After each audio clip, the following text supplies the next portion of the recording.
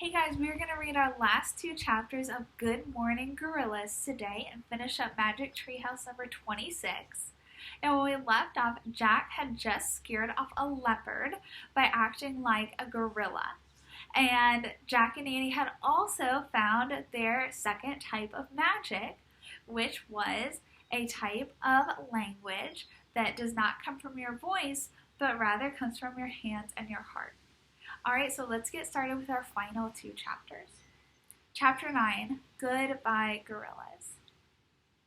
Jack couldn't stop smiling. He had scared off a leopard. Boo Boo and Ho Ho stared at Jack with awe. Annie looked at him with awe too. "When did you learn to do that?" she asked. Before Jack could answer, he heard a rustling in the brush. Then Big Guy stepped out from the shrubs. The giant gorilla walked silently over to Annie. He took Little Guy from her and put the baby on his back. Then he touched Annie's cheek gently. Annie grinned at him.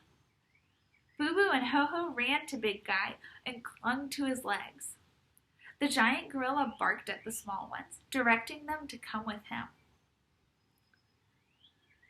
As he walked past Jack, Big Guy stopped. "Ha ha ha," he said in a low voice. He reached out towards Jack. Jack ducked, but the silverback patted him on the head. Then he and the small gorillas moved out of sight. Jack felt as if the top of his head was glowing. "Wow," he whispered. "Did you see what he just did?" "Yeah," said Annie. "He must have watched the show you put on. He was proud of you." "Well, he was proud of you too," Jack said modestly. Annie nodded, smiling. "I guess it's time to leave now," she said. "Leave?" said Jack. "We have to say goodbye now," said Annie. "Goodbye?" said Jack. He didn't want to say goodbye to the gorillas. He loved them. They were totally great. "Yeah," Annie said softly. "Come on." She led the way back through the shrubs, around the trees, and to the clearing. They found all the gorillas awake. Some were stretching and yawning. Others were munching on grass or leaves. The baby was back in his mother's arms. Boo Boo and Ho Ho were chattering away to their moms. "They're probably telling them what I did," Jack thought. He and Annie walked over to Big Guy and stood in front of him. The other gorillas gathered around. "We have to go now," Annie said to all of them.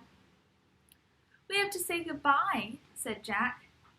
"Thanks for letting us be a part of your family," said Annie. She and Jack held up their hands and waved.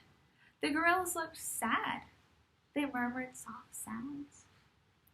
Big Guy lifted his hand in the air as if he were about to wave. But instead, the silverback raised his thumb, his index finger, and his little finger. "I love you," the giant gorilla signed. Jack couldn't believe his eyes.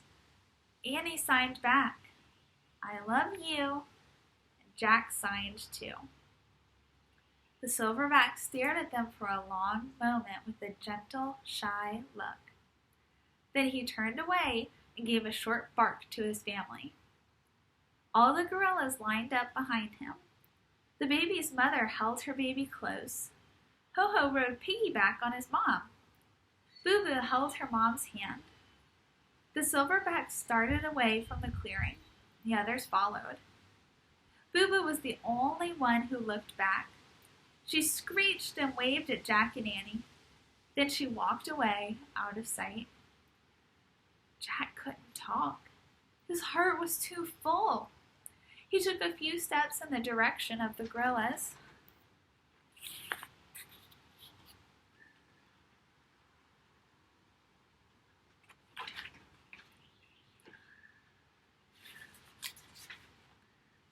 "Hey," Annie said softly, "you're going the wrong way." Jack looked back at her. "The treehouse is over there," she said. She pointed in the opposite direction. at the treehouse peeking out from the fog. Jack sighed. Then he turned and started to follow her out of the clearing. "Oh, don't forget this," said Annie. She leaned over and picked up Jack's backpack from the grass. She handed it to him. "Thanks," he said. And they kept walking. "And don't forget this," said Annie. She picked up Jack's jacket from under a tree. She handed it to him. "Thanks," said Jack. He tied his jacket around his waist. They kept walking. "And don't forget these," said Annie. She pointed to the flashlight and umbrella. They lay on the grass under the wide, mossy limbs of a fat tree. Annie picked them up and carried them herself. It started to drizzle again just as she and Jack got to the rope ladder. They climbed up into the treehouse. When they got inside, they looked out the window. Jack hoped to catch one last glimpse of the gorilla family, but there was nothing to see. A white mist covered the cloud forest. Annie picked up the Pennsylvania book. She pointed to a picture of Frog Creek Woods. "I wish we could go home," she said. Suddenly, a joyous screech rang out. The happy, wild sound shot through the white mist, through the cool rain, straight into Jack's heart. He opened his mouth to answer the call of the gorillas, but it was too late. The wind began to blow. The treehouse started to spin. It spun faster and faster, and then everything was still. Absolutely still. Chapter 10, A Special Magic. Tap, tap, tap. Jack opened his eyes. The Frog Creek woods were still dark and rainy. "We're home," Annie said. Jack sighed. "I miss them already," he said. "Me too," said Annie. "Did you take a lot of notes on their habits and behavior?" Jack shrugged.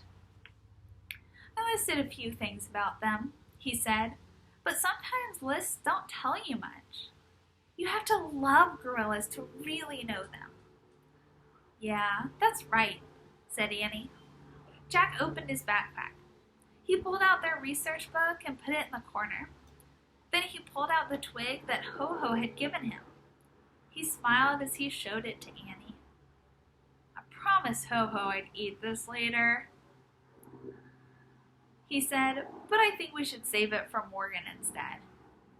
"Good idea," said Annie. "It'll prove to her that we found a special magic." "Yeah, gorilla magic," said Jack.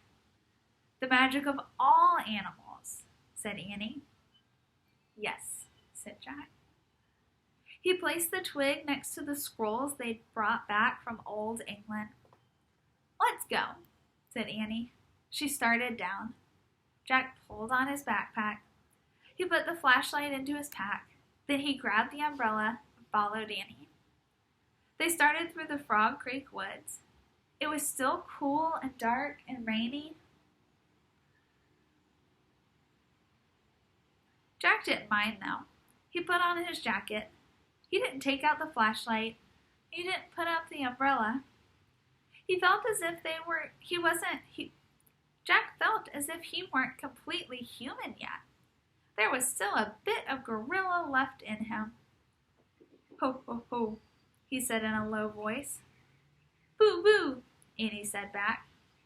"Ha, ha, ha," they said together. Alrighty, guys, that is the end of Magic Tree House number 26, Good Morning Gorillas. Now, I want to know about your favorite part. This book had a lot of different things going on in it. Now, I really loved when they learned about sign language, so I want to hear about what you loved about this book.